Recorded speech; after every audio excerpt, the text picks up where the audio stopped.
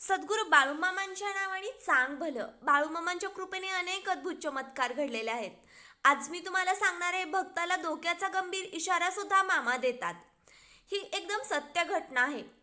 अजूनही तुम्ही माझ्या चॅनलला सबस्क्राईब केले नसेल तर बेल आयकॉनवरती टच करून माझ्या चॅनलला सबस्क्राईब करा. असेच तुम्हाला नवीन नवीन व्हिडिओ पाहायला मिळतील.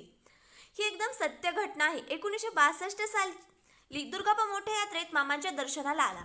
यात्रे दिवशी मामा म्हणाले, अरे दुर्गाप्पा, कोणाबरोबर जास्त भांडणतंटा करू नकोस. हातात काकण घालून परपंच कर, म्हणजे सौम्यप्रमाणे वाग, असे त्यांनी दुर्गाप्पाला सांगितले. तरी पण तुझ्यावर कोणी अन्याय केला तर ते प्रकरण माझं मी बघून घेतो. मी नाही बघून घेतलं तर अक्कोळचा बाळाप्पा म्हणून बोलवू नकोस. वरील वाक्य बोलताना मामांचे डोळे लालबुंद झाले होते. जणू विस्तवाचे गोळे असावेत असे ते दिसले. आपल्या उजव्या मिशीला मामांनी पिळही दिला. यात्रादी आटपून दुर्गाप्पा गावात आला. एका जमीनच्या प्रकरणात दुर्गाप्पा संतप्त झाला. 3 माणसांचा खून करण्याची तीव्र इच्छा त्याला होऊ लागली. पण मामांचा इशारा लक्षात येऊन त्याने मनावर ताबा ठेवला. प्रकरण भडकत चालले होते. अकस्मात 3 माणसांनी दुर्गाप्पाला एकट्याला गाठले. त्याला दगडांनी ठेचून ठार मारण्याचा त्यांचा कट होता. ते तिघे त्याला लहान मोठ्या दगडांनी मारू लागले.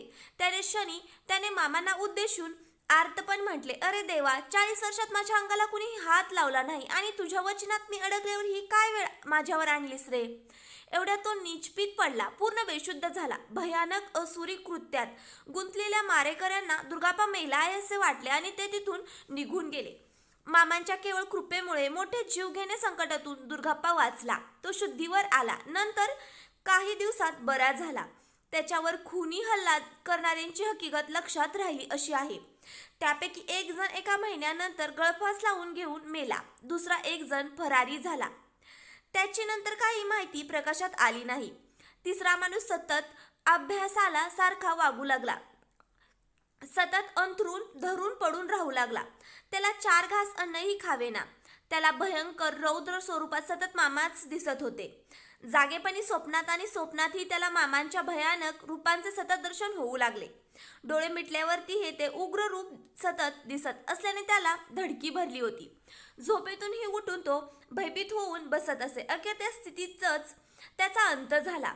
बाळूमामांचा दरार कितीसा होता आणि आहे हे दुर्गाप्पाच्या प्रस्तुत या घटनेतून तुम्हा सर्वांना समजले असेल की ही हकीकत काय आहे आणि अगदी सत्य आहे. मामांना भक्त देव असे संबोधतात. याचे कारण मामांची त्रिभुवन व्यापक महासत्ता त्यांना कळलेली आहे. सद्गुरू बाळूमामांचे भक्त तुम्ही असाल तर बाळूमामा तुम्हाला सुद्धा धोक्याचा हा गंभीर इशारा देणारच. कमेंटमध्ये सद्गुरू बाळूमामांच्या नावाने चांग भलं लिहायला विसरू नका. लाईक अँड शेअर करा. अजूनही तुम्ही माझ्या चॅनलला सबस्क्राईब केले नसेल तर बेल आयकॉनवरती टच करून माझ्या चॅनलला सबस्क्राईब करा.